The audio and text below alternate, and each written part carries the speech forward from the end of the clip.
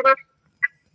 చూసావా, మనకి మనం ఎంత ముఖ్యము, మనకి మనం ఎంత ముఖ్యము అనేది మనకి తెలియకపోతే చూసావమ్మా. అసలు అంటే నేను ఎలా కూర్చుంటున్నాను, ఎలా తింటున్నాను, ఎలా తిరుగుతున్నాను, నాకు నేను చూసుకోవాలి. నేను ఇతరులను చూడటం కాదు.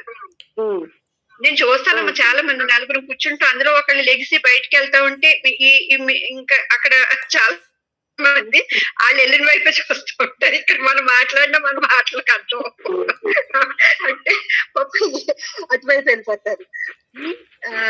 అంటే బొమ్మలు ఎవరన్నా వస్తే అప్పుడు నువ్వు చూస్తే ఆటోమేటిక్ గా ఎవరో వచ్చిందని. ఓకే, ఆల్రెడీ అక్కడ కూర్చున్న వాళ్ళు ఒకళ్ళు కదిలితే మిగిలిన వాళ్ళు కూడా అటు చూపు వెళ్ళిపోతుంది. అంటే కొంతమంది వాళ్ళు ఎలా బట్టలు వేసుకున్నారు, ఇలా మన బట్టలు ఇలా వేసుకున్న ఇలా వచ్చేవంటే ఒక కింద నుంచి పై వరకు చూస్తారు. అసలు ఎలర్జీ వచ్చేస్తుందమ్మా నిజంగా. ప్రతి ఆలోచన, ప్రతి ఉద్వేగం ఎదిగి వికసించడం కనుక మనం గమనిస్తున్నట్లయితే దీనిలో నుండి మనసు వికసించడం మొదలు పెడుతుంది అనమాట. చూసారా, ఆ వికసన ఎప్పుడైతే కనుక ఆరంభం అయిందో అదే ఉత్పరివర్తన. ప్రవృత్తి పుడుతుంది, చనిపోతుంది, ఉత్పరివర్తన జరిగిపోతుంది. అంటే కొత్తది ఉత్పరివర్తన, తిరిగి మార్పు చెందేస్తుంది అనమాట. అలా మొత్తం మీలో ఉన్నది అంతర్గర్భితంగా ఉన్న అంతఃశాతం అంతా సజీవంగా మార్పు చెందుతుంది అనమాట. మామూలుగా కాదు. ఇంకా ప్రతి దాన్ని గమనించడం ద్వారా, పరిశీలించడం ద్వారా సమస్తం ఎడల, అఖండమైన మొత్తం ఎడల ఆ ఎరుకగా ఉండటం. అప్పుడు మీరు వేరు, నేను వేరు, ఇంకోటి వేరు ఎంతో జుగుష్టాకరమైనటువంటి ఏది మన ముందుకు వచ్చినా అది నీకు వేరుగా ఉండదు అనమాట. ఎందుకని ఇక్కడ ఈ ఉత్పరివర్తనతో మొత్తం అంతా ఇక్కడ నామరూపాన్ని కోల్పోతుంది అనమాట. ఆ ఉత్పరివర్తనతో నామరూపాల్ని కోల్పోతుంది.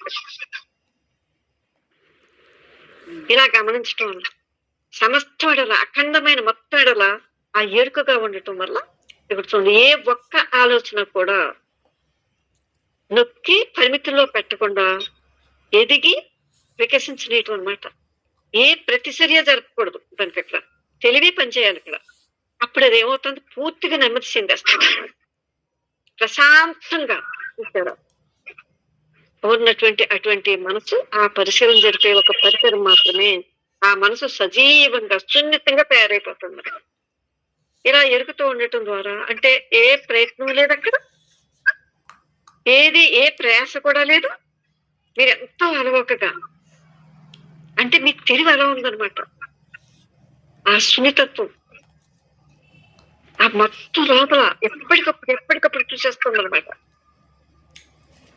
అది పూర్తిగా విస్ఫోటం చెందేస్తుంది. దీని అంతటినీ కనుక మీరు ఇలా చూడగలిగితే కనుక ఇలా మనం మీకు మీరే తీసుకుని వస్తే అప్పుడు మాత్రమే ఈ ఉత్పరివర్తన సాధ్యమవుతుంది. అలాగే మీరు ఎంతో జాగృతంగా ఉంటే ప్రస్తుత సమయంలో కూడా, అంటే ఈ క్షణంలో కూడా, అంటే ఈ ప్రస్తుత సమయంలో ప్రతి క్షణంలో కూడా అంటే ఏంటంటే కొత్తదైన దానికి పరిపూర్ణంగా స్పందించడం మొదలు పెడతారు అనమాట. చూశారు, సృష్టి అంటే ఊహించి కల్పన చేయటం కాదు. ఈ విశ్వం కల్పితమైన వాటితో ఎప్పుడు చేయబడలేదు. చూసారా, అది అమలినంగా ఉంది.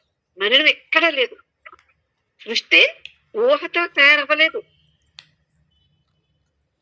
చూసారా ఎలా ఉన్నది, అలా ఆ స్వయం అది ఎప్పుడు కూడా ప్రతిదీ స్వయంభవం. ఇక్కడ ఈ విశ్వం కల్పితమైన వాటితో చేయబడలేదు. తనలో తాను చూసుకునేటప్పుడు ఇది ఏమవుతుందంటే తిరిగి రాని మహాయాత్ర చేస్తున్న టాపిక్ కదనమాట. తనలోకి తాను ఎప్పుడైతే ఇలా చూసుకుంటుందో, మనం ఇక్కడ మెయిన్ పాయింట్స్ గుర్తుపెట్టుకోవాలి. 3 భాగాలు జంతువు నుండి వచ్చేస్తుంది మనకి. మనం మైండ్ తీసుకున్నట్లయితే మొత్తం 4 భాగాలు చేస్తే